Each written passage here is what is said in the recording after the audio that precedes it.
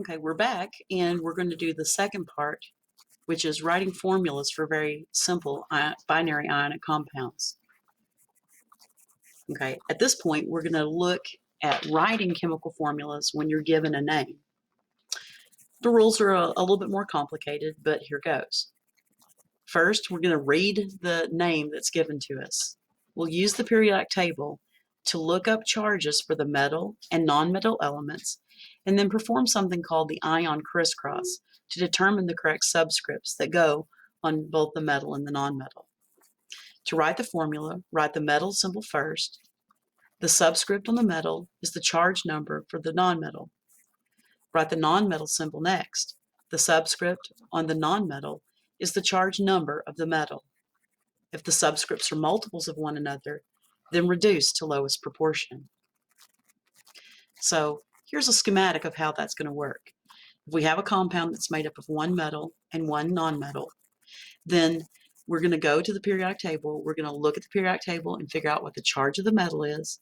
And then we'll look at the periodic table to figure out what the charge of the nonmetal is.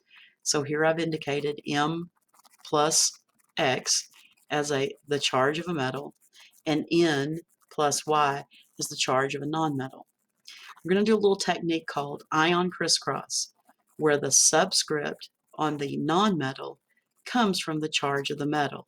So whatever number is written here, that will be the subscripted number that goes after the nonmetal.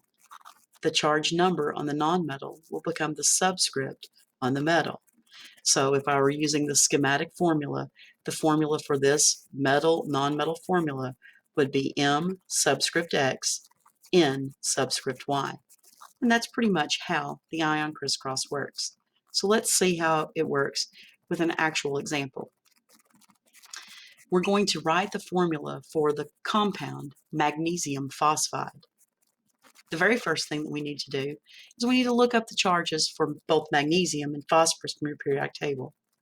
Okay, you can find magnesium has a positive 2 charge because it's a member of group 2A, and phosphorus, a member of group 5A, has a negative 3 charge. Okay, so magnesium's positive 2 and phosphorus is negative 3. Okay, to write the formula, I'm going to write down magnesium symbol first. I'm going to give it a subscript, which is the charge of the phosphorus. I'm going to write phosphorus second, and then I'm going to give it a subscript, which is the charge number of the magnesium. So to illustrate, if Mg is positive 2 and phosphorus is negative 3, then the formula will be Mg. I will bring the 3 number down and make it the subscript on Mg, and the 2 number down and make it the subscript on P. So I did a crisscross to get the charges. Now, my resulting formula for magnesium phosphide is Mg3P2. So let's try that again with a different element. This time let's try it with the element, or the compound rather, strontium chloride. We'll need to look up the charges from each element from the periodic table. So strontium has a positive 2, chlorine has a negative 1. Since we've looked up our charges, we're going to perform ion crisscross to figure out the subscripts. Strontium would have a negative or a 1 charge, 1 brought down as the subscript from the charge of the chlorine. Chlorine would have a subscript of 2 brought down from the charge of the metal. So the resulting formula for strontium chloride would be Sr1Cl2. Now, we don't normally write 1s as subscripts, but at this point, this early in the semester, if you want to write a 1 just for placeholding, I wouldn't count that against you. Later, you'll learn that you don't need them. So the correct formula for strontium chloride is SrCl2. Let's try this formula. Let's write a formula for the chemical compound barium oxide. Again, we'll have to look up the charge for barium and oxygen from your periodic table. Barium is a group 2A metal, so it'll have a positive 2 charge. Oxygen is a group 6A nonmetal. It will have a negative 2 charge. Since we know the charges, we're going to perform the ion crisscross to get our subscripts in the right spot. If you wrote the formula doing the ion crisscross, the charge number on barium would be the subscript on oxygen, and the charge number on oxygen would be the subscript on barium. So you would get Ba2O2. There's nothing really wrong with that, except that when we write simple binary ionic formulas, if we have subscripts that are multiples of each other, we would want to reduce those multiples to a lower proportion, in the same fashion of reducing a fraction to lowest terms. Since I could divide both of these by a number and get a smaller proportion, then I'm going to do that. If I divided both of these by 2, then I would result in the formula Ba1O1, which is simply written as BaO. So if the subscripts are multiples of one another, reduce to lowest terms.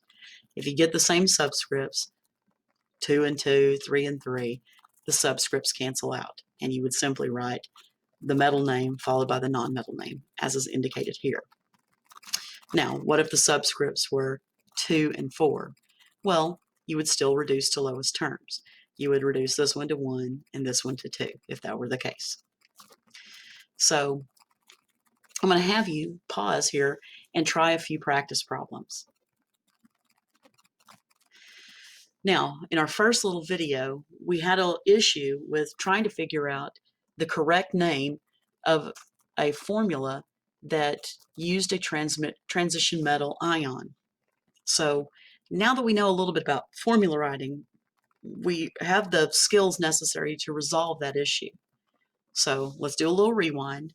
We needed more information to name PbO2 and PbO. We needed to be able to figure out which one was lead-2 oxide and which one was lead-4 oxide. To find out, what we really need to do is kind of do a reverse crisscross. So let's take a look at what ions were involved. Okay, since we know lead-2 is involved in one of these, let's write down Pb positive 2. We know oxygen, or the oxide ion, -2.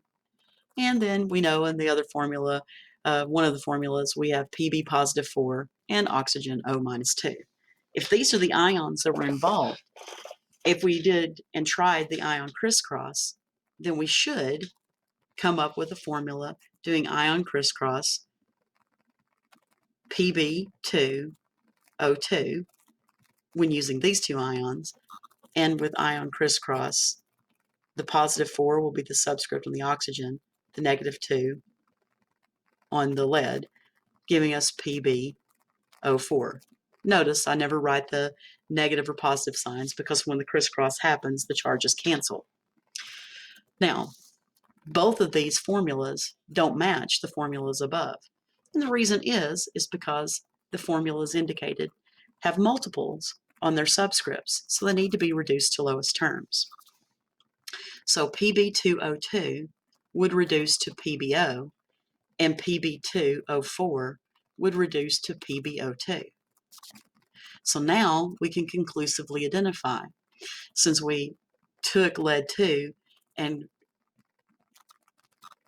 resulted in the formula Pb2O2, which reduces to PbO, we know that PbO is lead-2 oxide, and the formula PbO2, which was the reduced form of Pb2O4, was lead-4 oxide.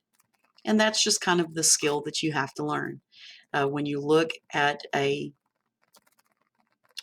formula for a compound that uses a transition metal ion, you always kind of want to take a look at what the subscript is at the end, and that will give you a clue as to what the charge of the metal was, and then that will give you a clue to how to pick the correct Roman numeral.